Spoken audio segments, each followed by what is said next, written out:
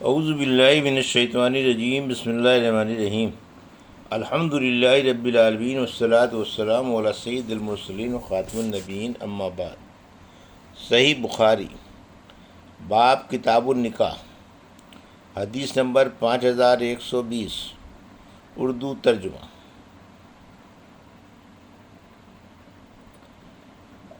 عورت کا اپنے آپ کو کسی صالح مرد کے نکاح کے لیے پیش کرنا۔ ہم سے علی بن عبداللہ مدینی نے بیان کیا، کہا ہم سے مرحوم بن عبدالعزیز بصری نے بیان کیا، کہا کہ میں نے ثابت بنانی سے سنا، انہوں نے بیان کیا کہ میں حضرت انس رضی اللہ عنہ کے پاس تھا اور ان کے پاس ان کی بیٹی بھی تھی۔ حضرت انس رضی اللہ عنہ نے بیان کیا کہ ایک خاتون رسول اللہ صلی اللہ علیہ وسلم کی خدمت میں اپنے آپ کو آن حضرت صلی اللہ علیہ وسلم کے لیے پیش کرنے کی غرض سے حاضر ہوئیں اور عرض کیا، یا رسول اللہ، کیا آپ کو میری ضرورت ہے؟ اس پر حضرت انس رضی اللہ عنہ کی بیٹی بولیں کہ وہ کیسی بے حیا عورت تھی، ہائے بے شرمی، ہائے بے شرمی۔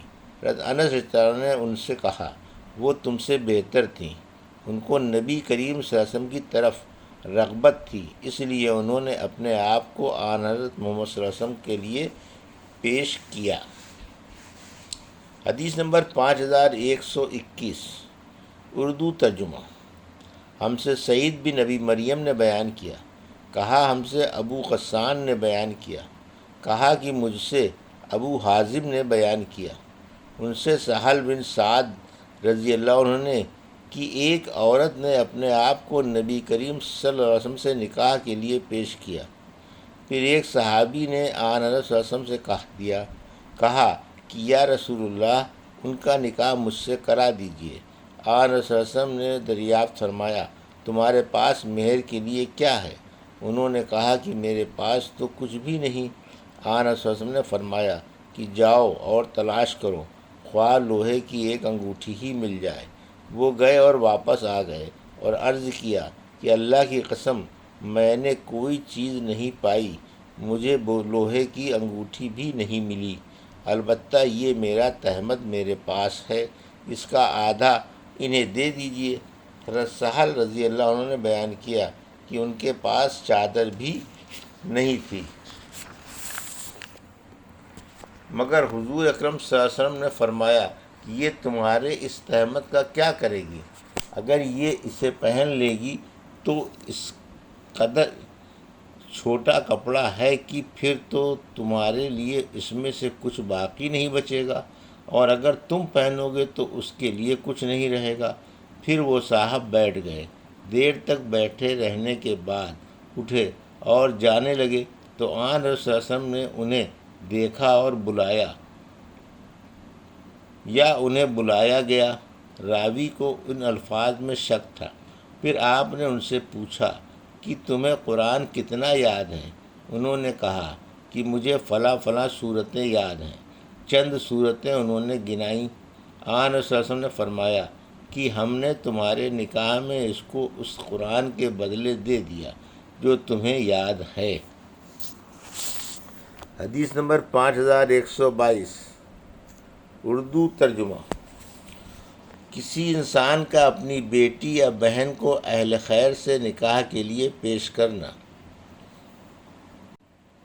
ہم سے عبدالعزیز بن عبداللہ نے بیان کیا، کہا ہم سے ابراہیم بن سعد نے بیان کیا، ان سے صالح بن کیسان نے، ان سے ابن شہاب نے بیان کیا کہ مجھے سالم بن عبداللہ نے خبر دی، انہوں نے عبداللہ بن عمر سے حضرت عمر بن خطاب رضی اللہ عنہ کے متعلق سنا کہ جب ان کی صاحبزادی حفصہ بنت عمر رضی اللہ عنہ اپنے شوہر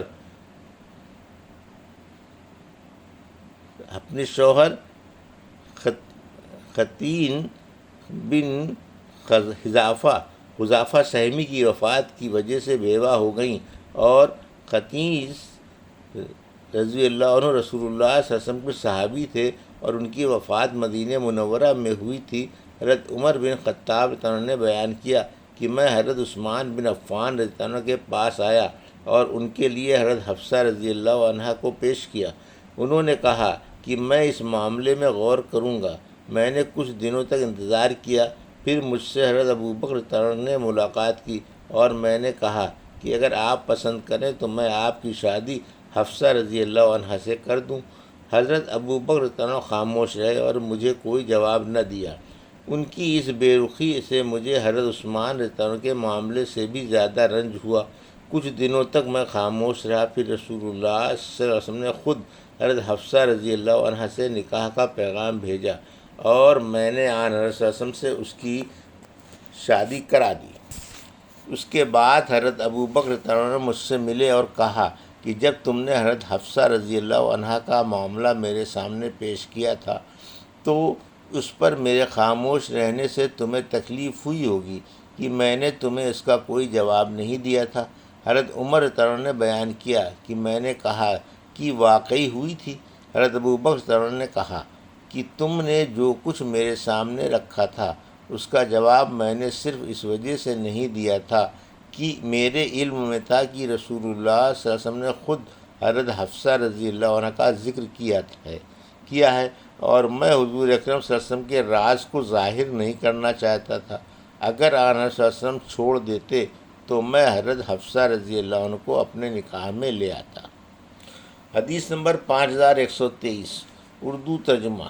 ہم سے قنیبہ نے بیان کیا، کہا ہم سے لیث نے بیان کیا، ان سے یزید بن ابی حبیب نے، ان سے عراق بن مالک نے اور انہیں زینب بنت ابی سلمہ نے خبر دی کہ حضرت حبیبہ رضی اللہ عنہا نے رسول کریم صلی اللہ علیہ وسلم سے کہا کہ ہمیں معلوم ہوا ہے کہ آن حضرت صلی اللہ علیہ وسلم درہ بنت ابی سلمہ سے نکاح کرنے والے ہیں۔ آن حضرت صلی اللہ علیہ وسلم نے فرمایا کیا میں اس سے اس کے باوجود نکاح کر سکتا ہوں کہ ان کی ماں سلمہ رضی اللہ عنہا میرے نکاح میں پہلے سے موجود ہیں، اور اگر میں سلمہ رضی اللہ عنہا سے نکاح نہ کیا ہوتا جب بھی وہ درہ میرے لیے حلال نہیں تھی، کیونکہ اس کے والد ابو سلمہ رضی اللہ عنہ میرے رضاعی بھائی تھے۔ حدیث نمبر 5124 اردو ترجمہ۔ اللہ تعالیٰ کا فرمان اور تم پر کوئی گناہ اس میں نہیں کہ تم ان یعنی عدت میں بیٹھنے والی عورتوں سے پیغام نکاح کے بارے میں کوئی بات اشارے سے کہو یا یہ ارادہ اپنے دلوں میں ہی چھپا کر رکھو۔ اللہ کو تو علم ہے۔ اللہ تعالیٰ کے ارشاد غفور حلیم تک اکننتم بمانی ازمرتم ہے، یعنی ہر وہ چیز جس کی حفاظت کرو اور دل میں چھپاؤ وہ مکنون کہلاتی ہے۔ امام بخاری رحمۃ اللہ علیہ نے کہا کہ مجھ سے طلق بن غنام نے بیان کیا، کہا ہم سے زائدہ بن قدام نے بیان کیا، ان سے منصور بن معتمر نے، ان سے مجاہد نے کہ ابن عباس رضی اللہ عنہ نے آیت فیما ارزتم کی تفسیر میں کہا کہ کوئی شخص کسی ایسی عورت سے جو عدت میں ہو کہے کہ میرا ارادہ نکاح کا ہے اور میری خواہش ہے کہ مجھے کوئی نیک بخت عورت میسر آ جائے، اور اس نکاح میں قاسم بن محمد نے کہا کہ تعریض یہ ہے کہ عدت میں عورت سے کہے کہ تم میری نظر میں بہت اچھی ہو اور میرا خیال نکاح کرنے کا ہے اور اللہ تمہیں بھلائی پہنچائے گا، اسی طرح کے جملے کہے۔ اور عطا بن ابی رباح نے کہا کہ تعریض و کنایہ سے کہے، صاف صاف نہ کہے، مثلا کہے کہ مجھے نکاح کی ضرورت ہے اور تمہیں بشارت ہو اور اللہ کے فضل سے اچھی ہو، اور عورت اس کے جواب میں کہے کہ تمہاری بات میں نے سن لی ہے، بصراحت کوئی وعدہ نہ کرے۔ ایسی عورت کا ولی بھی اس کے علم کے بغیر کوئی وعدہ نہ کرے، اور اگر عورت کے زمانہ عدت میں کسی مرد سے نکاح کا وعدہ کر لیا اور پھر بعد میں اس سے نکاح کیا تو دونوں میں جدائی نہیں کرائی جائے گی۔ حسن نے کہا کہ لا توعدہن سرا سے یہ مراد ہے کہ عورت سے چھپ کر بدکاری نہ کرو۔ ابن عباس سے منقول ہے کہ الکتاب الجلا سے مراد عدت کا پورا کرنا ہے۔ حدیث نمبر 5125 اردو ترجمہ۔ نکاح سے پہلے